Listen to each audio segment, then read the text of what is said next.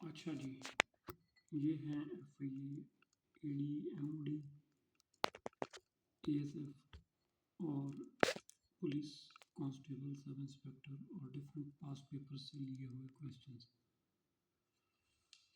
पहला क्वेश्चन है, find the remainder of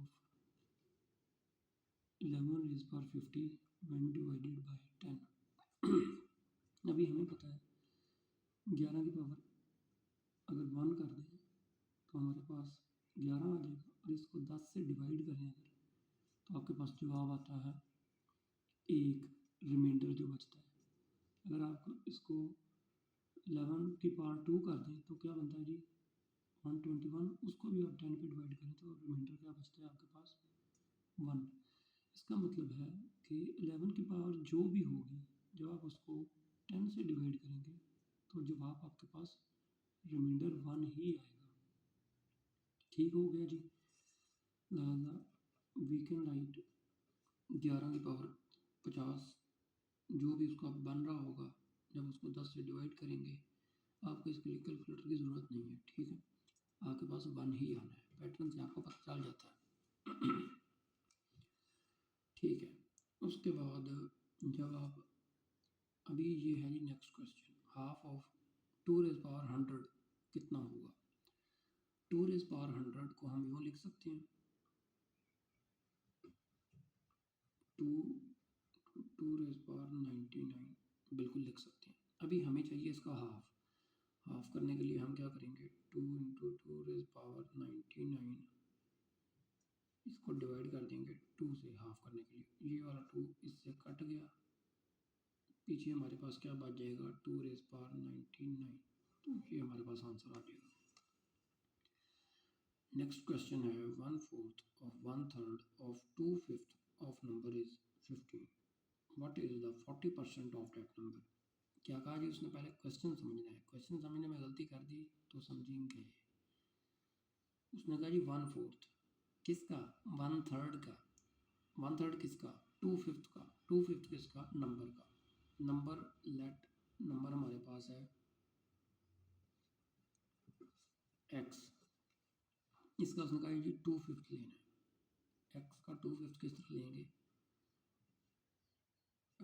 sorry 2/5, ये अपने पास बन जाएगा जी 2x/5, उसका 1/3 लेना है। ठीक है जी, वो जब हम करेंगे तो वो हमारे पास क्या आ जाएगा जी 2x/5 का 1/3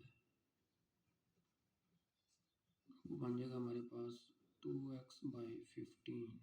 उसने कहा जी इसका 1/4 2x/15, इसका जब 1/4 लेंगे तो वो आपके पास आ जाएगा जी 2x/60 या फिर x/30। ठीक है, उसने कहा ये जो है ना 1/4, अभी ये क्या बन गया, अगर इसको मैं इजी वर्डिंग में लिखूं तो मैं इसको यूँ लिख सकता हूँ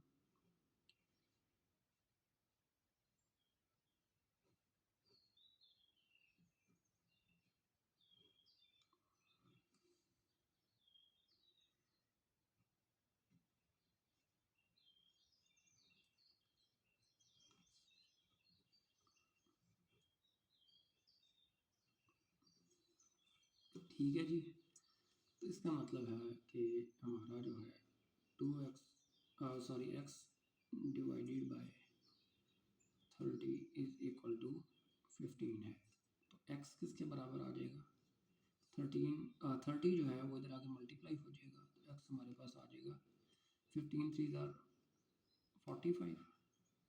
ठीक है, x 450 के बराबर। उसने कहा जी जो नंबर है, ये सारा खाता करके हमने नंबर निकाल लिया, उसने कहा उस नंबर का 40% क्या होगा, what is the 40% of that number.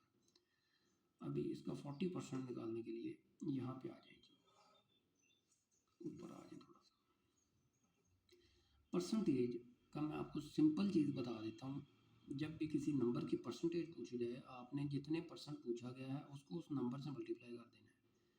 For example यहाँ पे नंबर है 450, उसका पूछा है 40%, आपने क्या किया और फिर 50 इसको मल्टीप्लाई किया 40% से और डिवाइड कर दिया 100 पे, 0 0 से 0 0 से गया। और हमें पता है 45 2 हज़ार कितने होते हैं जी 90, और 90 को डबल कर दें तो 180। इसका मतलब है 40% ऑफ डैट नंबर इज 180। तो हमारा आंसर क्या हो गया जी 180। ये हमारा आंसर आ जाएगा। नेक्स्ट क्वेश्चन पे चलते हैं। नेक्स्ट क्वेश्चन है आपके पास, अगर 10% डेली वेजर्स यानी कि मजदूर जो हैं दिहाड़ीदार जो हैं वो काम से निकाल दिए तो 540 पीछे बचते हैं, तो टोटल वर्कर कितने थे। इसका मतलब ये है अगर 10% निकाल दिए तो पीछे कितने बच गए 90%।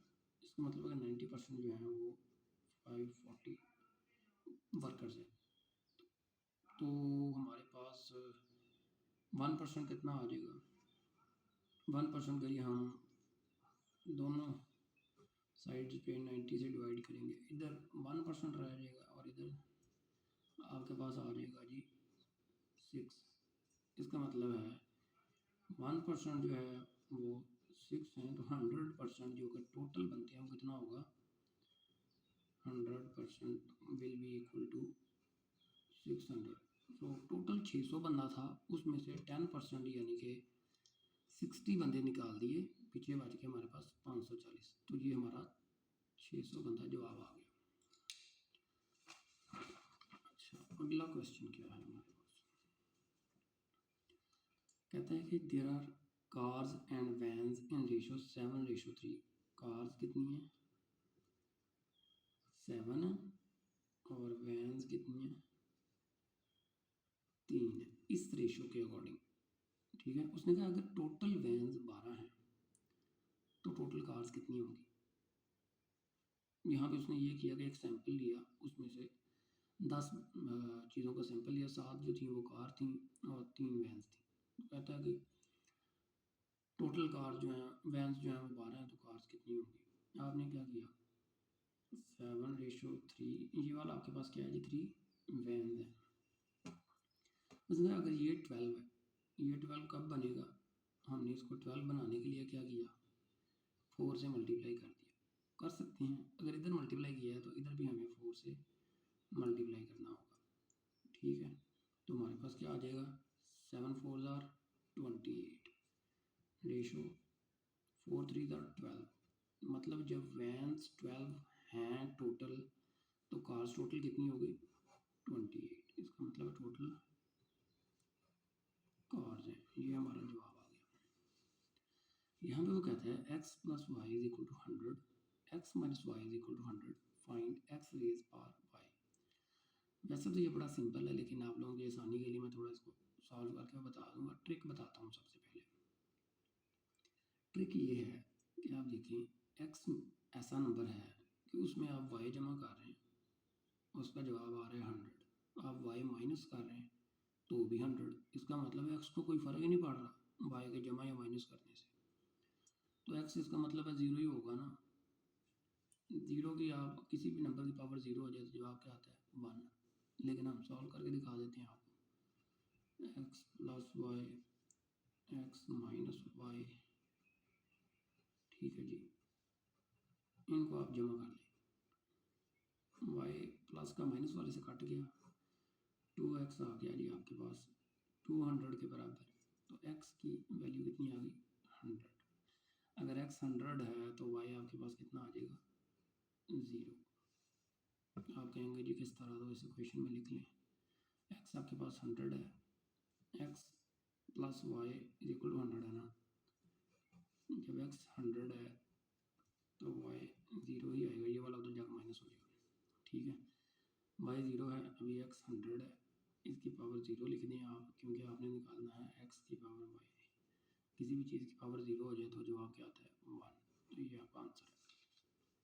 अगला क्वेश्चन है जी 4⁻100 + 4⁻100 कितना होगा। सिंपल है। अच्छा, ये ना एक MCQ था, तो इसको मैंने इस तरह लिखा है, इसकी जो ऑप्शन थी ना उसमें उसने लिखा हुआ था कि 2⁻200, 2⁻201, 2⁻99, 2 रेज़ पावर 100। इस तरह करके उसने ऑप्शन दी हुई थी। खैर हम देखते हैं कि इसका जवाब क्या निकलता है। क्या हम इसको लिख सकते हैं 2 रेज़ पावर 200? बिल्कुल लिख सकते हैं। किस तरह? इधर मैं आपको रफ में बता देता हूँ। 4 को मैं इस तरह लिख सकता हूँ, 2 की पावर 100 था ना, 4 की पावर 100 था ना, तो मैंने इसको यूँ लिख दिया।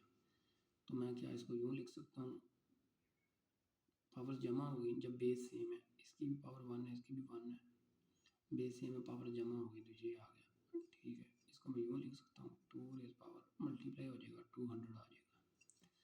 लिहाजा 2 रेज़ पावर 200 हो गया और ये भी 2 रेज़ पावर 200 हो गया। फिर वही वाली बात जो मैंने यहाँ की कि बेस सेम है दोनों की, पावर्स क्या हो जाएंगी जी, जमा हो जाएंगी। लेकिन अभी हुआ क्या है, मल्टीप्लिकेशन में पावर्स जमा होती हैं, लेकिन यहाँ हो रही है एडिशन। ये बात बड़ी गौर करने वाली। अच्छा हो गया ये पॉइंट यहाँ पे हाईलाइट हो गया। यहाँ पे पावर्स जमा नहीं होंगी। यहाँ पे अब क्या होगा, आपने 2 रेज़ पावर 100 को 200 को कॉमन ले ली, पीछे क्या बच गया 1 + 1, मतलब 2 raise power 200 into 2 raise power 1। अभी मल्टीप्लिकेशन हो रही है, पावर्स जमा हो जाएंगी, तो क्या हो जाएगा जी 2 रेज़ पावर 201। ये दोबारा देखिएगा, पावर्स तब जमा होती हैं जब बेस सेम हो और नंबर मल्टीप्लाई हो रहे हो। यहाँ पे ये दोनों मल्टीप्लाई हो रहे थे, लेकिन यहाँ पे बेस सेम है, 2 ही है, लेकिन जमा हो रहे हैं नंबर, पावर्स ऐड नहीं होंगी। ठीक है जी, नेक्स्ट क्वेश्चन पे चलते हैं। A/B/C 2/3/5 के इक्वल है, तो आपने ये फाइंड करना है। ठीक है, अभी इसका ना वो बड़ा ही इजी सा सिस्टम है। इसको कुछ इस तरह से सॉल्व करते हैं जी कि आपने कांस्टेंट ले लेना है और आपने यूँ लिख लेना है। मैं ये रफ में बता देता हूँ, वो टफ है, वो नहीं आपने करना जी। A/K हो जाएगा इक्वल 2K, B/K हो जाएगा इक्वल 3K, तो इसका आ जाएगा जी A = 2K, B = 3K। और फिर इस तरह करके नहीं करने की ज़रूरत, सिंपल है, क्लियर है चीज़ें कि A जो है वो 2 है, B जो है वो 3 है और C जो है वो 5 है। A/B, A/B, B/C और C/A किसके बराबर आ जाएगा जी आपका 2/3, 3/5 और 5/2। अभी गेम क्या है, इसको आपने सिंप्लीफाई करना है। सिंप्लीफाई करना उसके लिए ये है कि आप ये सेम कर दें जो इनकी डिनोमिनेटर है। डिनोमिनेटर सेम करने के लिए क्या करना होगा, अभी अपना जो हाईएस्ट कॉमन फैक्टर है वो निकाल दें। कितना बनता है जी आपका 5 2 * 10, 3 * 30, 30 आपका HCF आ गया। आप नीचे 30 लिखने के लिए क्या करेंगे, 10 से मल्टीप्लाई करेंगे, लिहाजा ऊपर भी 10 से मल्टीप्लाई करना पड़ेगा, क्योंकि इंडिपेंडेंटली तो कुछ भी नहीं चल रहा, सारे एक्शंस कोरिलेट है। अभी मैंने इसको 10 से मल्टीप्लाई किया, यहाँ भी 10 से मल्टीप्लाई किया, नंबर को कोई फ़र्क पड़ा नहीं पड़ा। मैंने 10 से मल्टीप्लाई क्यों किया, क्योंकि मैंने नीचे बेस पे डिनोमिनेटर में 30 बनाना है। ठीक है जी, इधर भी अभी 5 को 30 बनाने के लिए क्या करना पड़ेगा, 6 से मल्टीप्लाई करना पड़ेगा, और यहाँ 2 को 30 बनाने के लिए मुझे 15 से मल्टीप्लाई करना पड़ेगा। ओके, अभी ये बन गया 20, 18 और 15 5 * 10। ठीक है जी, ये आपका सोल्यूशन आ जाएगा। ये जो है आप तीनों में से जो है ना दोनों अपना मल्टीप्लाई करते हैं 30 से, सब कोई तो कॉमन लेके आप निकाल दें या जो भी कर लें आप, ये मल्टीपल से दूसरी साइड पे आप 0 से एक तो दूसरी साइड पे ले जाएं, 0 से मल्टीप्लाई होकर 0 हो जाएगा, और ये मोटे तौर पे आपका ये जवाब आ जाएगा। ठीक है जी।